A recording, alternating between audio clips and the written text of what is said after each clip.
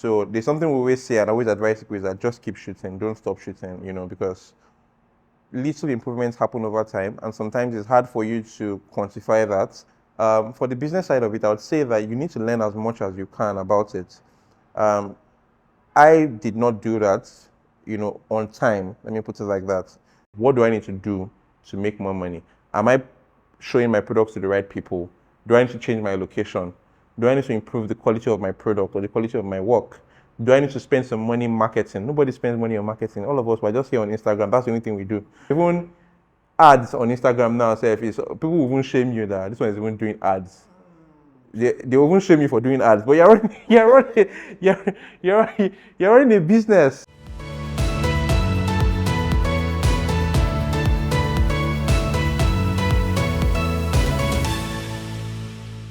It's been a privilege having you to talk to you. I know you are a very busy man. We tracked you down for about 2 months. Is that true? That's not true. Don't mind him. But honestly, the first time I saw you was at Sony events. Okay. So we just spoke briefly. Hi, what's up, what's up? And getting to see you again at The shoots. And the way you spoke, the way you related, I don't know, do people tell you, maybe your look, I don't know, are they always afraid to get close to you? They feel, that guy, go No, I don't think so. Actually, if anything, I think I have very friendly. I have a baby face, right? If not for yeah. my hair, if I cut my hair now, I will look like a like a secondary school student. Well, then, so I think the size and my hair, at least that helps me to look a bit. Bits. Yeah. But honestly, connecting with you, it's more like a privilege. And, you are one of the top guys. The top photographer now in Nigeria. Will be seeing. If you say so. No, is what is happening. We know that for sure. But I love your calm and milk kind of Thank persona, which is very, very great. Thank you so much. Yes. I appreciate So it. you're welcome. You're welcome. So tell me, how did all of this start for you? I know, because I'm not sure you studied photography in school. No. So at what point did you discover that photography is the thing for me? So I studied engineering, electrical engineering to be precise. That's what I did in school. And somewhere around just before the end, so I think 400 level, we had this long ASU strike. So my roommates learned photography during that period. So when he came back to school, I kind of picked it up from him. But it was mostly just a hobby. I didn't think that I was going to be sat here 7, 8 years later as a photographer, but I just picked it up as a hobby. And then it just one thing led to another, I got my first camera. And yeah, that's how it started. It started basically as a hobby in school. And, I think in 2015, 2016 is when I moved to Lagos and started as a photographer full time. Wow, that's interesting. So starting as a photographer full time, a lot of persons started as you started too as well, from hobby to taking it seriously. Yeah. And in the world we are today, the way our economy is kind of shaky, a lot of people are giving up on photography. They feel is more expensive to get into it now, and there is this challenge finding clients. And I really want us to touch on the business side of this craft, because you can easily understand the way the shutter speed work, ISO, and all of that. How do you find your niche? How did you stand your feet in where you are today? So that's a very interesting question. I think I've been asked that a lot of the time. If I tell you that, I knew what I was doing, I'll be lying to you. A lot of it is some luck, a lot of it is, God. Part of it is also just your drive, your willingness to keep going and to keep pushing. Now that I think about it, I've been doing this for 8 to 9 years, and it seems like it was just yesterday. So there's something we always say, and I always advise people is that just keep shooting, don't stop shooting, because little improvements happen over time, and sometimes it's hard for you to quantify that until then you look back a couple of years and you're like, oh my God, I can see a massive growth or a massive improvement. For the business side of it, I would say that you need to learn as much as you can about it. Um, I did not do that, on time. Let me put it like that, because I was really focused on, getting better in my craft, which is good. But I should have also focused on the business aspect, and exposure to information. Let me just put it like that. But I got some of that by, attending some workshops when I was maybe 2016, 2017, and then not just learning about the skill of photography, but having exposure into, oh, this is what is possible in terms of like business wise photography. You understand? Because when I came into the industry, for example, I had no idea what to charge. I had no idea what a commercial shoot would cost. Let's put portraits aside and all of that. So, a big client comes and says, oh, we want you to shoot our campaign. And I had no idea. Is it 200,000? Is it 2 million? Is it 20 million?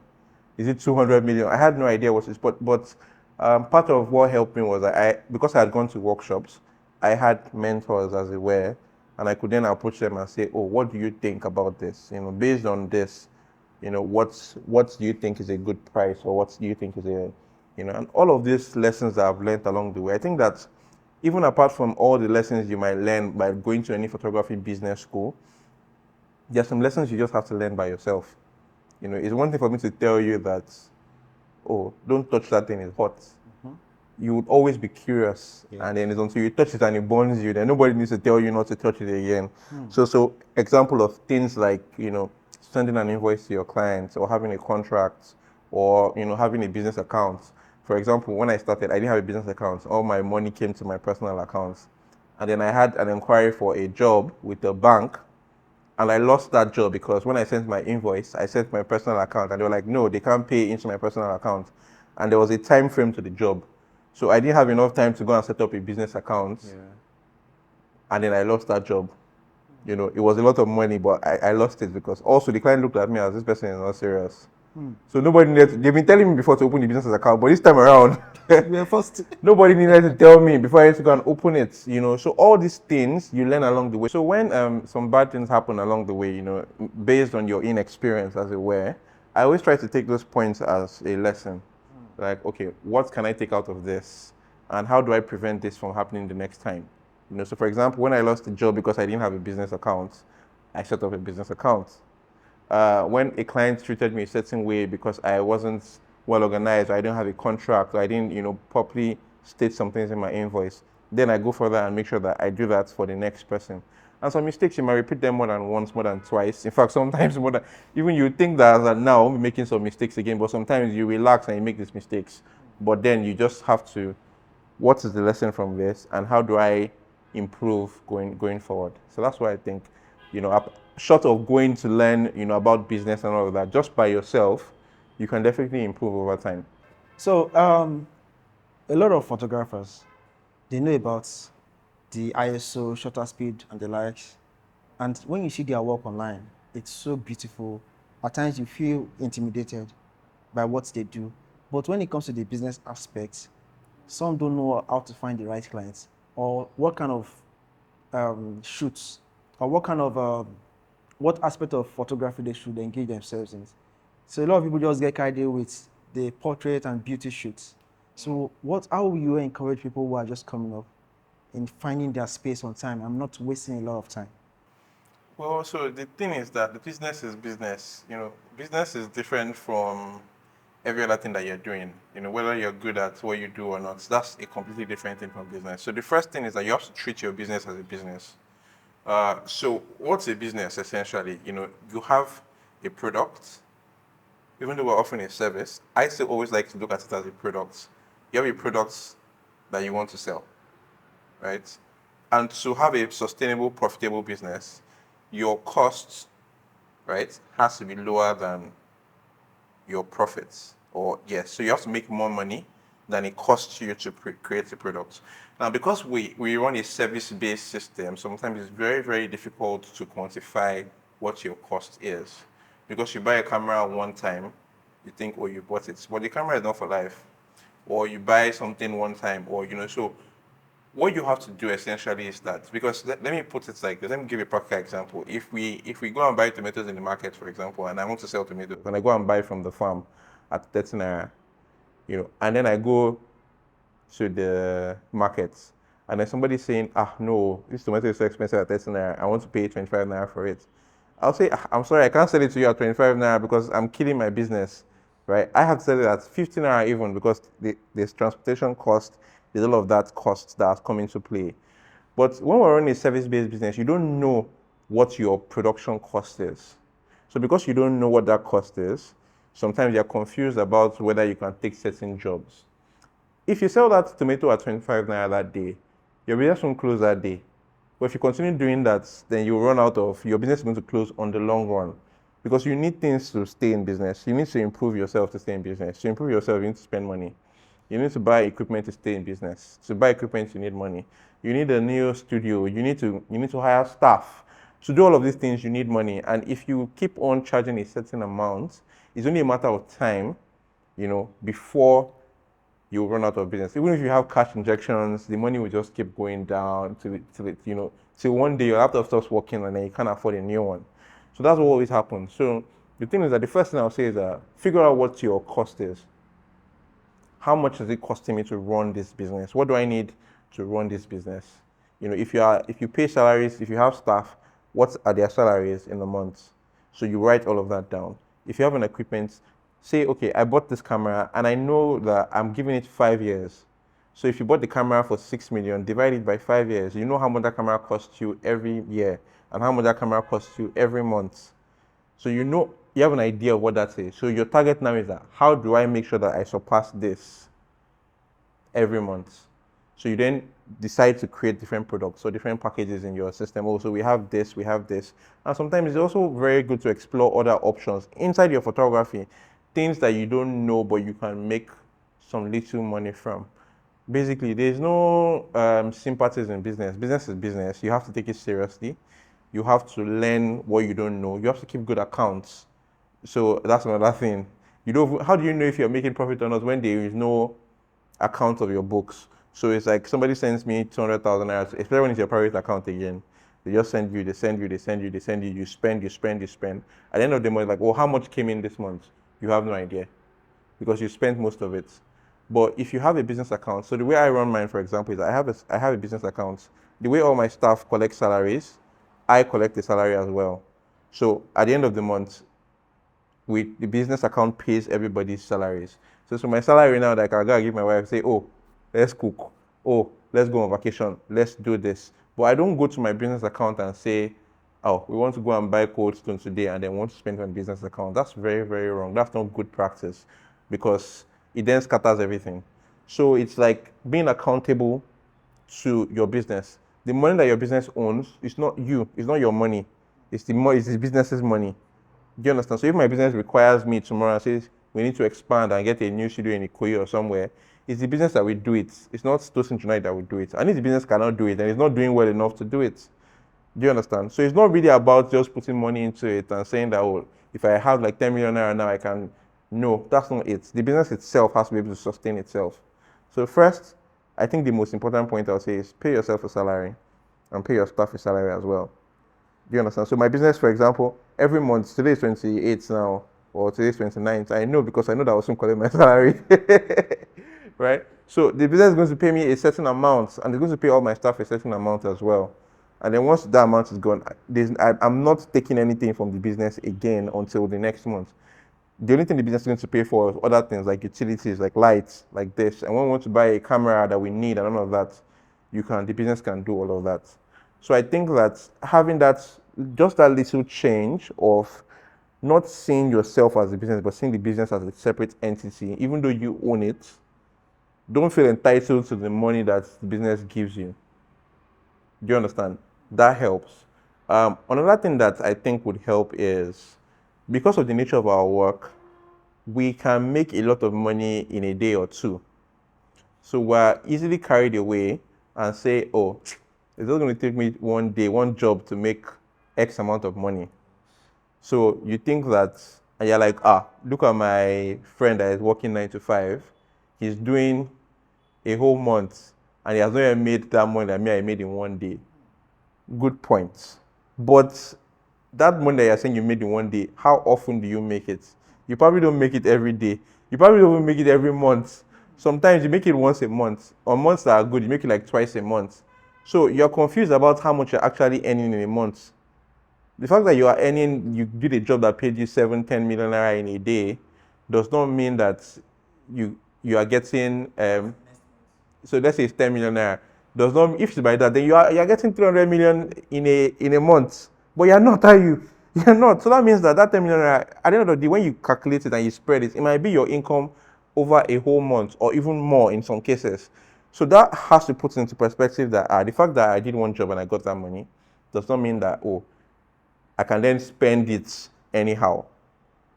It could be money for rainy day. It could be money for a period. There are months where sometimes I can have like a couple of months where I'm not getting consistent work. But the reason I can survive, or the reason that my business is still working, is because I recognize that when I got those jobs earlier in the year, I knew that they were going to cover a space of time if I didn't get the jobs now. We obviously don't pray for that space of time when we don't have jobs. But sometimes it comes. I don't know if it comes for you. It happens. It happens, and then that's the period where you're always thinking about why did I pick this thing as my. And then on that time you're like, this month, I've gotten money. You're like, yes, I'm balling. You understand? So you have to spread it out. It's not a thing of you made that amount in January, then that means that it's only January you must spend all the money. True. It doesn't really work like that. You just made mention of something now that a lot of creatives find themselves in. At some point when things are not going the way you want it to, you start questioning yourself. Am I sure I'm even doing the right thing? I studied computer science. Are you sure I won't go back to my first degree like this? This photography thing is not, I'm not sure it's for me. Have you ever been in that situation, and how were you able to handle it? Many times. There was a time I wanted to quit. I think I even made a video about it. And it's not even because I wasn't getting jobs. I was just overwhelmed with the whole thing. And I just felt like, I've had this tunnel vision since I started. It's like I started doing photography. I didn't see anything else. I just focused solely on photography for more than 6-7 years. And then I think I had like a patch where I was just so busy. And then after I was like, I'm not even doing the thing that I want to do. Do I want to explore other things? And it's a good question to ask yourself. But I think that at the end of the day, it's a soul-searching question where you ask yourself, why am I really doing this? At the end of the day, me personally, I don't believe that, even though this might contradict business logic or business sense, is that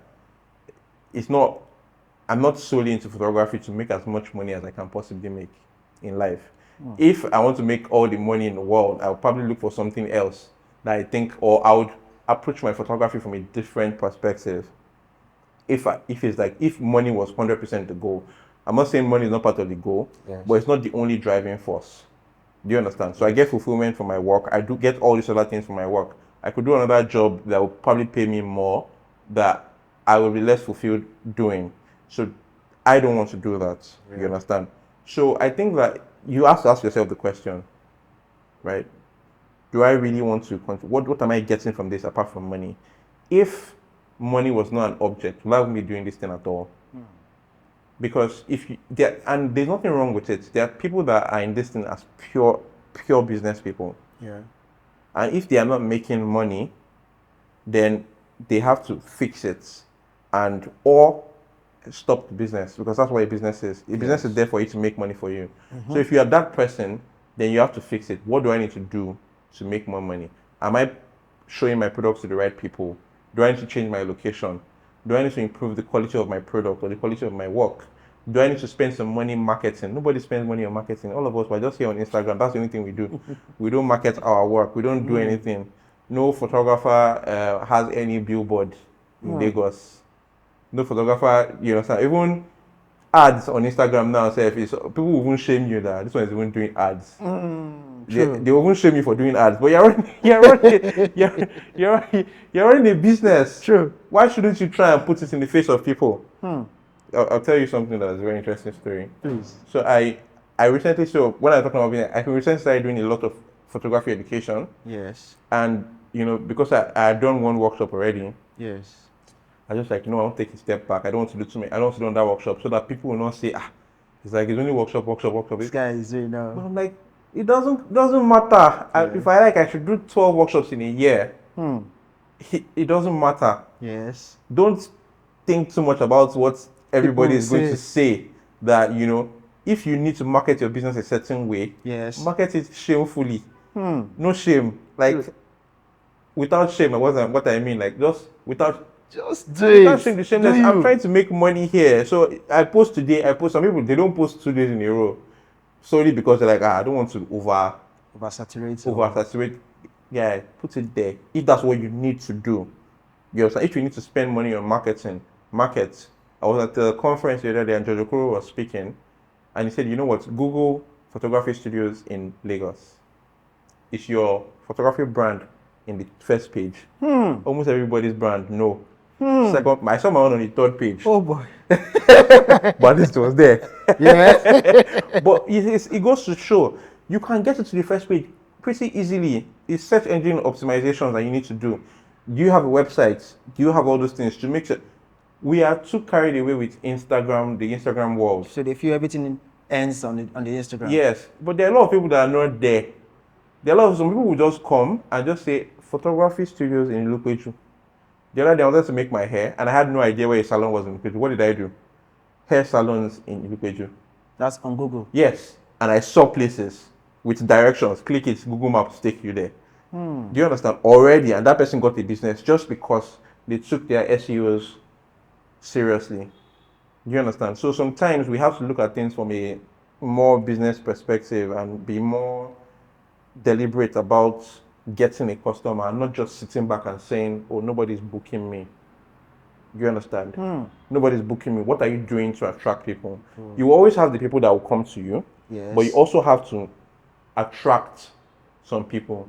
So you attract them by all manner of things, by the kind of work you're putting out. Yes. So I feel like I'm saying too much, but let me just say this other point. When I started out, I was doing a lot of beauty photography. Yes. Beauty, retouching. That was the in thing then. You know, you get a lot of followers, a lot of Instagram likes because of that. Yes. But how many people were paying for beauty? Nobody was paying for beauty.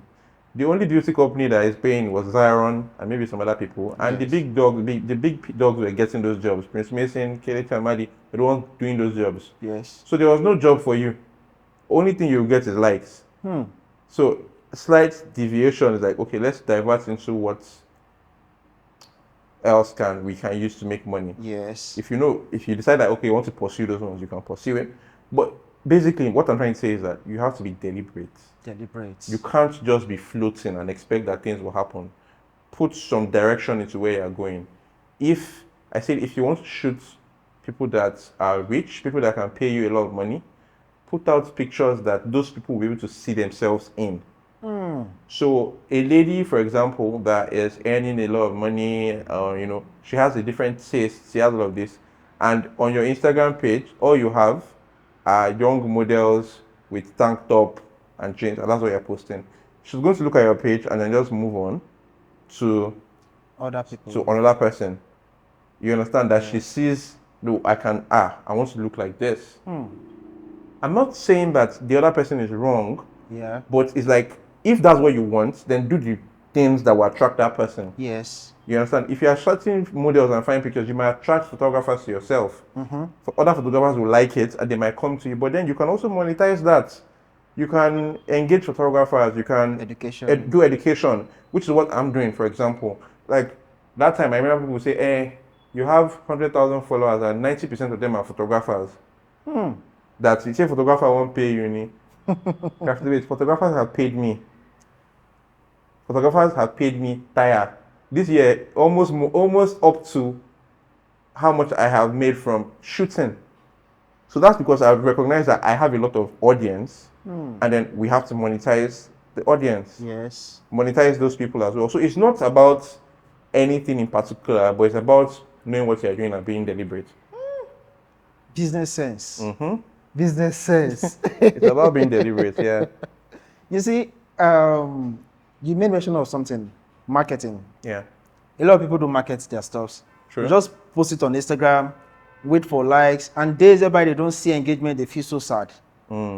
Or some might even delete it. That this picture not do well today. Might go try another one today. Or maybe at the time when I post time, make I post time for another period. Whereas there is this way this algorithm works. They are also doing business. Mm-hmm. The social media providers, they cannot just allow you get that visibility like that. They want you To pay. to promote and all of that. So why is it that some persons don't feel the need to promote their page or even put themselves out there? You know, they only just sit down together and lament, this business self, this country self, but what are you doing to help yourself? So in what way can you encourage people like that to more like get out of that space? Because some people are just dying in silence with all of this experience. They are not getting the right clients. They are not getting money. They are even eyeing the next camera Sony is about to release or whatever brand is about to release and thereabouts. So what can you So tell? I think that it's sad, but they don't even encourage. They should continue. No, but it's I think it has become like a cultural thing that, you know, oh, I'm getting these engagements without any kind of promotion. It's become like that. So people are looking at I don't need to do Instagram ads to get engagements. I don't need to do this to get engagements. You know, which is all fine and good, but marketing is even more than Instagram.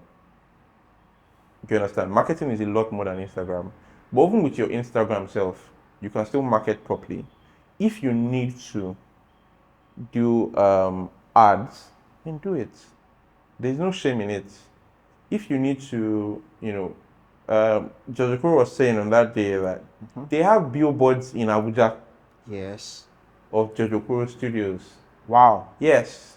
Nobody put there. I've not seen any photographer billboard in Lagos. You understand? And I feel like it also depends on the kind of business you're running. Yes. Some people want to do walk-in. Some people want to do the bespoke type where, okay, you have to call for consultation before. And all of them are right. But the most important thing is that, which one am I doing? And what do I need to make it work? Do you understand? Yes. What do I need to make it work? So if you need to do an ad on Instagram, please go ahead and do the ad on Instagram. If you're not getting jobs, and you feel like, oh, have you even tried it first? Try it first and see if it works for you.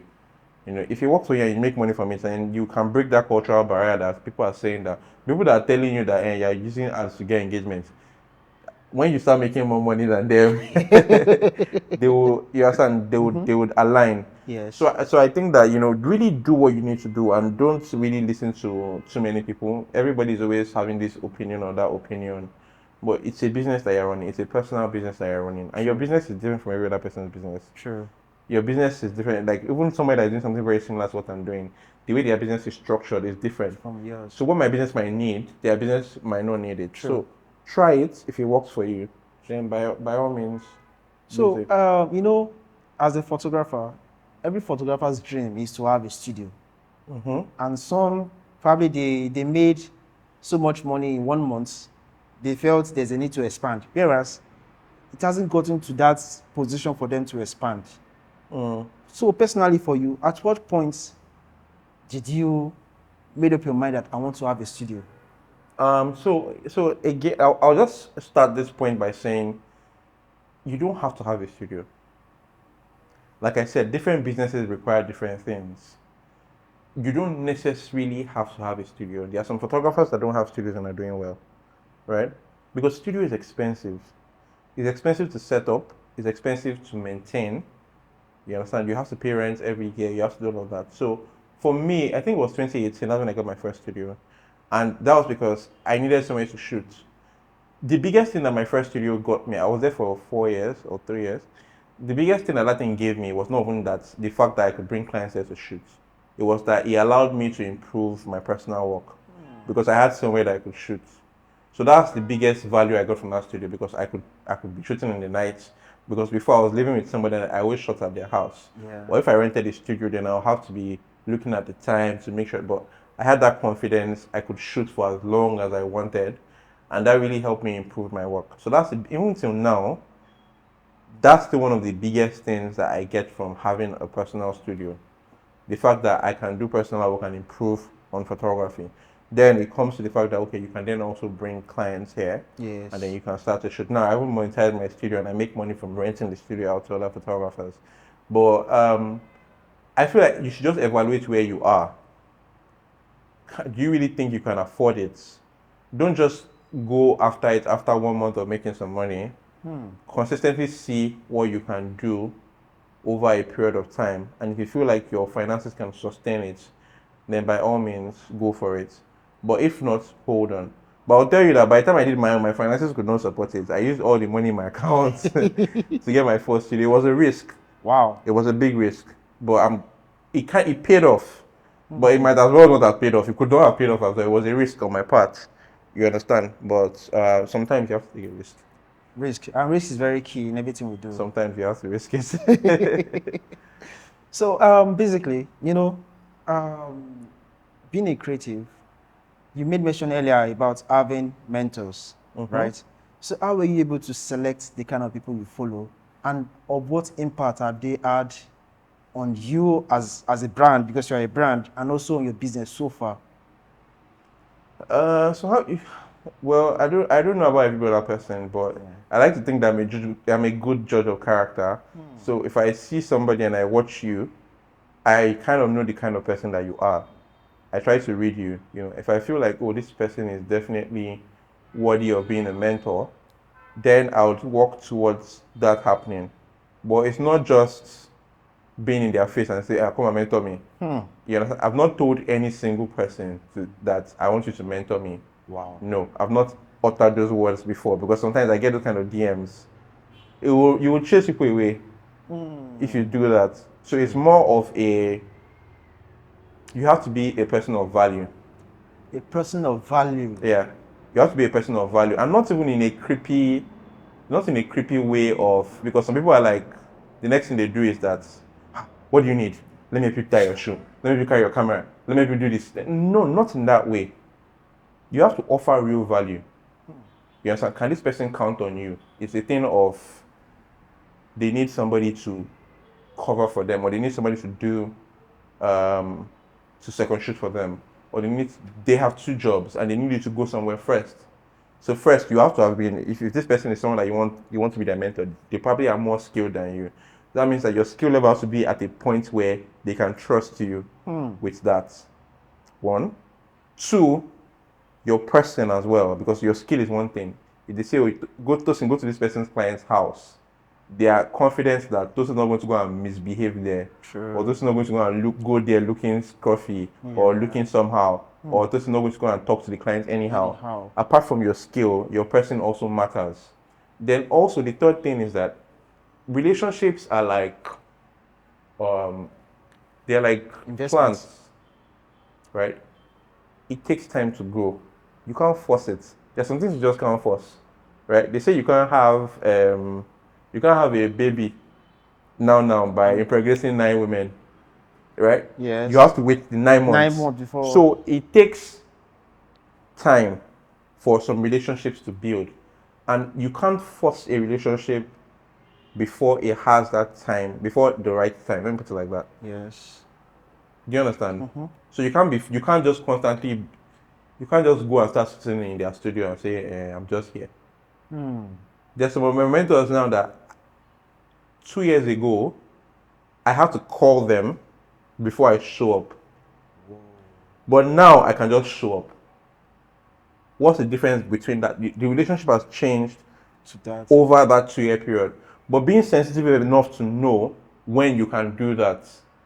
You understand? I don't know if it's something that can be taught, but you just have to read people and know that, okay, this person is not yet comfortable with me just showing up. You understand? Whereas there's somebody else that can just show up anyhow. Somebody that can enter their studio and just sit in their office chair. Not as if that person is a bad person, that person doesn't respect them, but the relationship has gotten to that point. But your own relationship might still be in an early stage where you know that, you first send a message that, are you around? Can I show up? I'd like to stop by. I'm in the area. Let me stop by. All those kind of things. So it's about being, deliberate about the relationship you're building with the person, and also being able to gauge where your relationship is at that particular point in time. Nobody wants anybody to just be going around them and just be, you understand? Everybody wants somebody of value around them. So if you offer value, they won't be the one to call you like, what's up? What are you up to? We've not seen you in a while, Sure. And also just improve your work. Get better at what you do. When you get better at what you do, you will roll with the people that you understand. So it's like I was in the first time I I met T.Y. Bello, for example. It was at an event. Yes. I'd not met her before, but I knew that she had been following me for a while. But I don't see her like my pictures. I don't see her like my stories. I'm like, okay. I didn't even think about anything. And then I'm at the event, and I sight her from afar, but I just respect myself. And she's just walking towards me, and I'm looking back like, What's going on there? Is this somebody else at the back? And she comes and hugs me. I'm like, Tosin, I've been seeing you walk. Whoa. So your work can speak for you as well. That can help you build relationships because everybody wants to associate themselves with somebody that is doing good work. True. You understand? So if you're doing good work, then the people that are your mentors, as it were, would, when they see you, like, this guy. There are so many people that you don't even need to introduce yourself to because they would already have known you by your work. You understand? So Yes. improve yourself. That's one. Two is that be a person of value. And then three is that read your relationships, read the stages where your relationship is at, and act accordingly. Well said. Be a person of value, improve yourself, and also read the relationship status. Yes. Very important. What are we? What are we? What are we? We are nothing but pencils. You say this thing of a relationship, some people go about it the wrong way. Some, they come under the pretense of they want to serve you, whereas they just want to come and steal. When I use the word steal, in the sense that they just want to come, tap what they can tap, and zoom off. And I see a lot of people fall under that disguise. Instead of them, why not just show your true intention? So I want to just learn this thing. I have no interest in the relationship.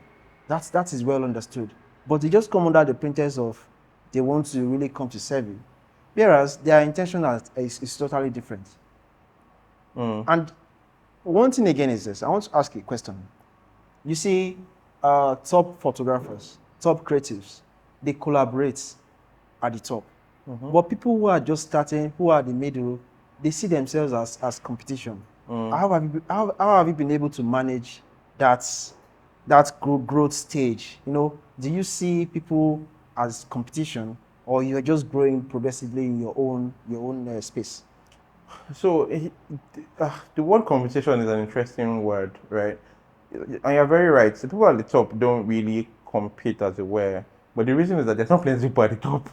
It's so lonely. It's lonely at the top. Lonely at the top. There are not a lot of people at the top. So it seems like, there's more to go around. But the truth is that even at the middle part and low part, there's still a lot to go around. It just seems like, there's little to go around and everybody's fighting each other to say, they don't want to collaborate. They don't want to. Personally speaking, I don't mind. I can collaborate with anybody. I don't see them as a competition, as it were, because, again, it begs the question of business versus artist, because I have this dilemma within me, like, am I a businessman or am I an artist? Because they represent two different things. You understand? But I'm Tosin Junaid. There is no other Tosin Junaid. So whoever is the top photographer, whoever is the best photographer in the world, or whoever is the best person, the other person is not Tosin Junaid. Sure. So that makes me unique, and that's why I feel like I'm not afraid for anybody to come and steal, or for me to feel like the people around me are competing with me with the type of work that I do. No, because nobody does the type of work that I do. Sure. Do you understand? Even me, the work I'm going to do, I don't even know it yet. Now, the dog of you want to do it, so you can't do the type of work that I do, because I'm quite unique in my craft. Yes. So I don't see anybody as a competition. If a client prefers person B over me, then that means that they want to do what person B offers more than me. And by all means, I wouldn't even want them to come to me, because if they did that, then they will be unsatisfied at the end of the day. So it's like, I have a niche, I have something that I provide and I create, and I might as well just get my own clients. You understand? And also, trust me, there's a lot to go around. There's a client that booked me for a portrait session, booked Emmanuel Yeleke for that same portrait session, and booked T.Y. Bello for that same portrait session on 3 different days for the same birthday. So that's just even one client, and that client was like, I'm even going to book all of you because I'm confused as I would to who I want to go with. So I'll book all of you. So why would I then? That's one client. Don't talk about that the fact that there are even other clients that might prefer you or prefer this person. So and we're in Lagos. There are how many million people in Lagos? There are a lot of people. So there's a lot of clients to go. And also you have to think big. All of those competitive thinking is small thinking. You understand? If you've been exposed, you will see that there's a lot of opportunities outside of Lagos, outside of Nigeria. I was in Kenya 2 months ago. There are a lot of opportunities in Kenya, and that's just one other country. So expand your mind and your horizon, and then you would see that if you are busy fighting for scraps, you're wasting your time. So you're like, I'm even thinking, how do I even reach people outside the country? How do I get all these other clients? The world is a massive place. You can't be staying at that low level and be fighting. So you should just think out of the box. Don't play the local league. Start playing the international league. Champions League. Champions League. We're not playing Europa or conference. Honestly, this has really been interesting. And one thing is this again. I see, they say when you are big, you are big, you are big. When you are big, you are big. The kind of people you roll with now, you are rolling with the legends. And I can as well call you are in that space too. You are in that space too as well, because the kind of work you do, because I know I've seen you from the stage of headshots, cinematic headshots. Yeah, I remember that. To where you are now. And at what point did you, because this movement of a thing, there is one decision that will take you from that step to the other. Because I see a lot of photographers, the same way they be snapping pictures 4 years ago, is the same thing they are still replicating. Nothing is really changing. They are not moving from stage to stage. It seems they just feel comfortable that way. And I don't know, people like new things. So how did you find that rhythm of that growth? So I think the first thing is that don't be afraid to change. People can get comfortable in somewhere and then just stay there. So I remember when I was doing headshots, I was doing those cinematic headshots. For me, it just got boring. Even though I was getting like engagements from it and people knew me for it, but it got boring because it was just the same thing over and over again. That's why I keep saying that. For example, I am an artist, so there will always be that continuous drive to say, oh, you want to do something differently, you want to tell a different story, you want to tell, a different picture. So I then moved on to start doing some kind of portraits. And there was a time when I started doing these portraits that were all brown and gold. You can see them here. So, and people knew me for that. Yes, and it was like, oh, that was the look. But then again, I've moved on, you understand, to trying to do other things. Now I'm playing with a lot of hard light or playing with some other things that I wasn't working with before. And then I don't know where I'm going to be next year. But the thing is that don't be afraid to move on from other things. You can't stay somewhere. I was somewhere and somebody said, it was actually Kelechi Amadi that said it. He said, you can't survive in this business with one trick. You can't. Because you're doing one trick, people are going to catch up to that trick. Yeah. Eventually. It's not a bad thing. In fact, me, what I often do is that I teach people the trick. Right? I don't even wait for them to catch up. I teach them the trick. I give them the trick at a cost. Because I do education. So I'm like, oh, you want to learn what I'm doing? Fine. I teach you. By the time I teach you, by the time I'm teaching you, I've moved on to something else. And it's not as if I'm doing you the service. I'm actually giving you value, but I'm also thinking about what is the next thing that I want to do. What are the next things that I want to pursue? Whether it being like photography directly or other things, because there's so many other things that we're doing. Kelechi Amadi was publishing a magazine for years.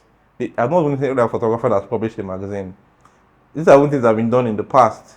You understand? And I was with him yesterday and I was flipping through some of the magazines. I was just looking at images from 5 years ago, 8 years ago, 10 years ago that are still like they were shot yesterday. Wow. But there are so many things that you can do. So like all of us are just focused on snap, post on Instagram, snap.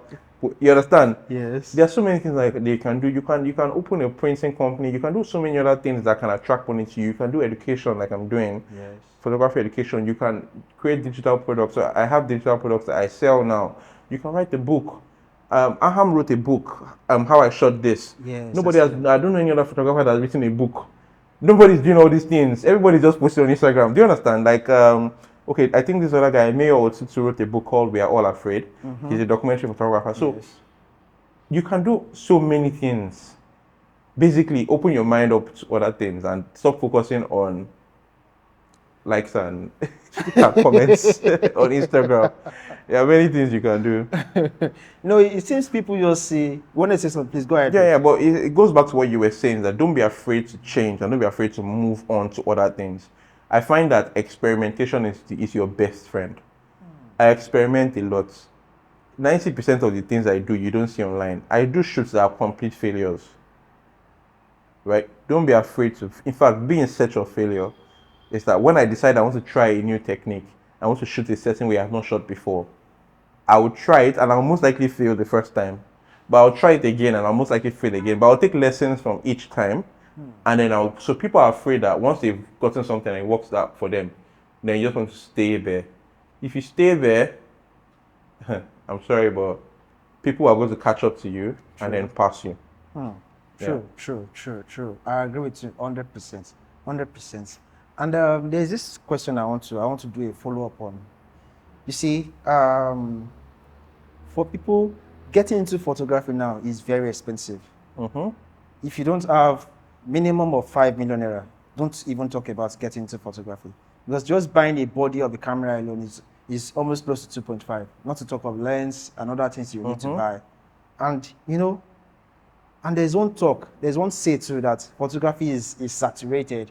I don't know where people get that narrative from, that it is saturated. And with a population of over 200 million, is it truly saturated? No, I don't think it's saturated. There's this saying, I don't know if I can remember it now, but the saying basically says that I grieve all the art that wasn't created because the market is saturated. How do you know that people would not love what you're offering? You understand? There's a photographer that has not been born right now that will be the best photographer at a particular point in time in the future. The person has not even been born yet. And in a couple of years, maybe 30, 40, 50 years, will be the best photographer in Nigeria then. So you that you are here, what's your excuse? You understand? I feel like it's just lazy thinking to say the market is saturated. Enter the market first, and then if it's then saturated, then you say it's saturated. So I don't think the market is saturated. Also, I think that it's easy to enter photography. You don't need 5 million. I'm sorry, you don't. You don't have to buy a mirrorless camera to be a photographer. You don't have to buy a new camera to be a photographer. You can buy a camera for under 1 million naira. You can buy a used DSLR. My first camera was a D300. I bought it for 80,000 naira. Whoa. My second camera was a D700. I bought it for 150,000 naira. I still have it. So it's like, fine. If I can advise you, start there. Just get a full frame camera. Let's say be a DSLR, a used full frame DSLR camera. You don't have to buy an R5 and a 1.2 lens to start photography. You can start there.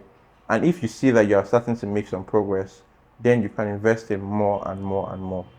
No need to do all of that before you feel like, if you can't afford it, don't sit back and say, I can't afford it. Start. Yeah. I agree. So, at photography generally, we all have our downtime. When has been the lowest of the lowest that you felt, no, I'm not sure we can take this any longer?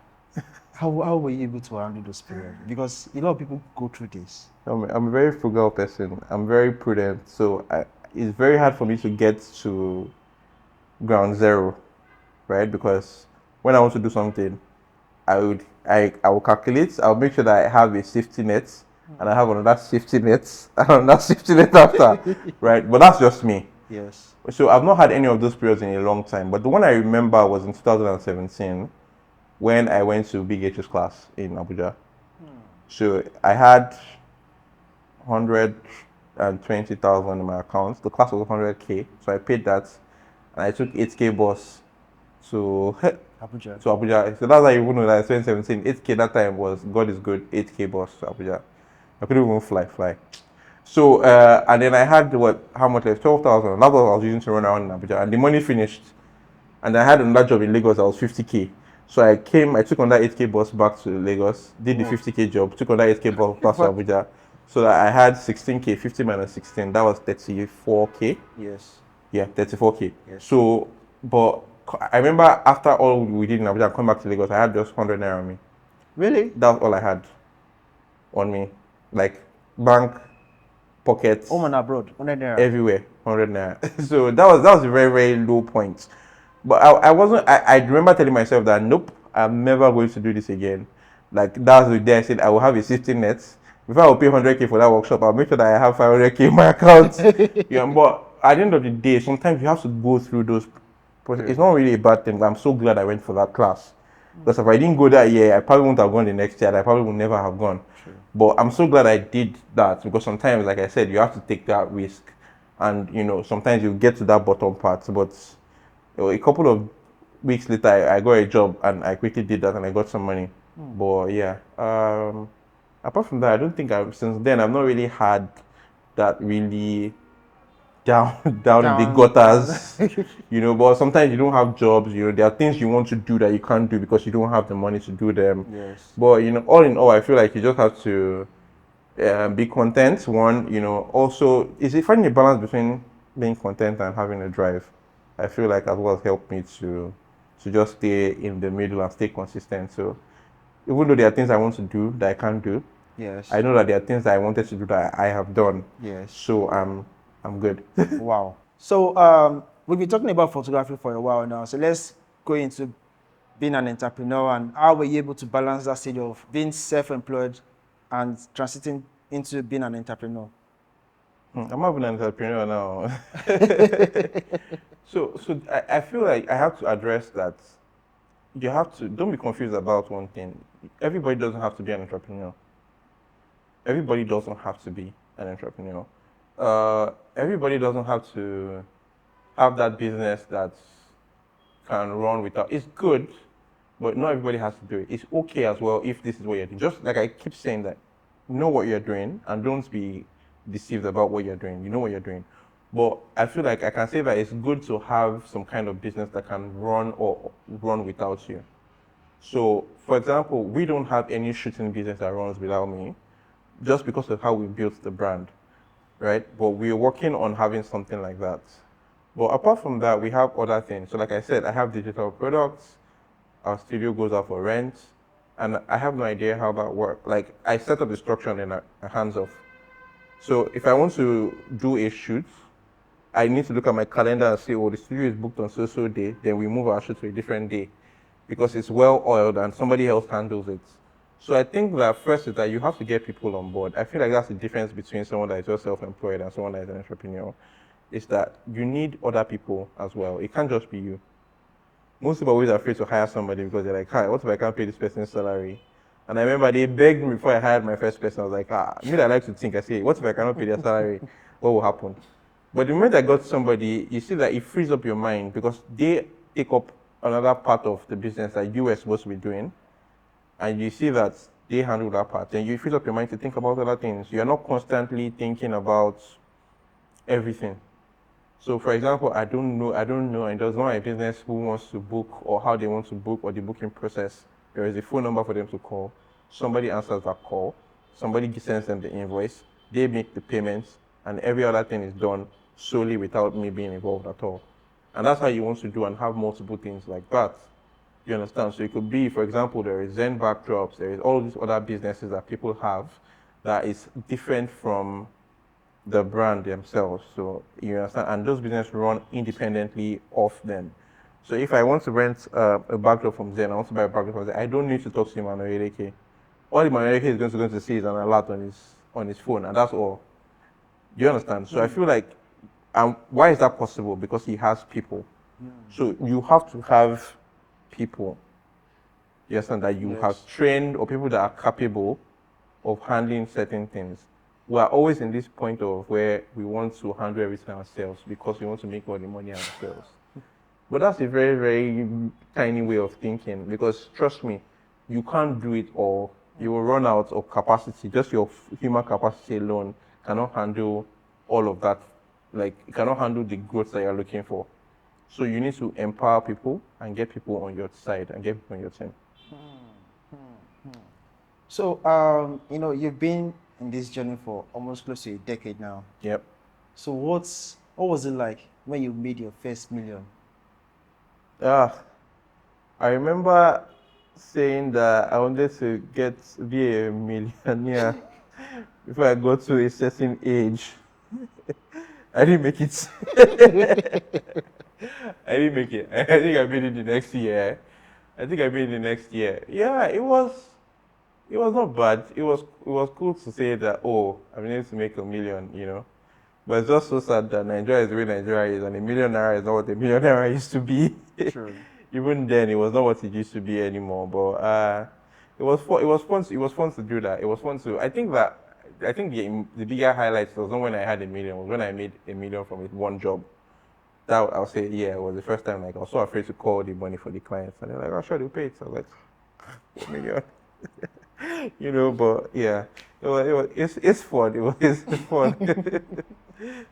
So this brings me to the next question now. You know, photographers generally, they are afraid to charge. Yeah. They feel the clients might not be able to afford it, or I don't know if it's coming from self-doubt, or they don't know the value of what They're offering. they are offering. And some undercharge, and at the long run, on seeing the clients or getting to the client space, they're gonna be like, I fuck up, if I don't charge better money. So the thing is, I was a photographer yesterday, and she said, I have my charge. If you are Tinubu, or you are Bill Gates, or you are Jeff Bezos, this is how much I charge. Because you're running a business, so I feel like that's another bad mentality that people have, where they're like, they want to charge richer people more, or they feel like, I can exploit people that are richer because they can afford more.